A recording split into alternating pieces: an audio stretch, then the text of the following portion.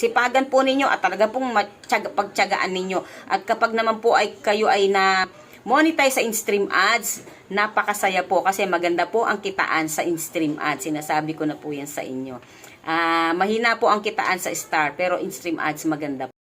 Hello po mga ka-reels, ito po si Nanay. So marami pong nagtatanong sa akin kung hanggang saan ko daw po nakuha yung aking 60,000 minutes of views. So ito lamang po maipapayo ko sa inyo, no. Pero panoorin niyo po muna to hanggang dulo, no, para po masundan po ninyo at magamit po ninyo sa inyo pong pagre-reels ang sasabihin ko po sa inyo. Sasabihin ko po sa inyo, hindi lamang po sa pagre-reels, no, sa inyo pong 60,000 minutes of views, ano.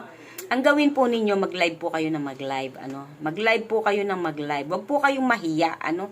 Huwag po kayong mahiya. Kahit naman po hindi nakapokus ang ating mukha sa camera po, pwede po tayo kahit nakatagilid po tayo, pwede. Basta nagsasalita po tayo sa live, ano.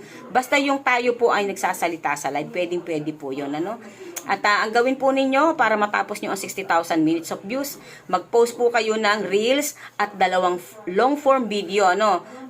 Tama-tama na po yun kasi ako po ganun ang ginawa ko. Isang reels, 2 long form video at live po. Kaya madali ko po siyang natapos. Natapos ko po siya ng 3 weeks. From Monday to Sunday po, hindi po ako tumitigil talaga. So yan lang po ang aking maipapayo sa inyo.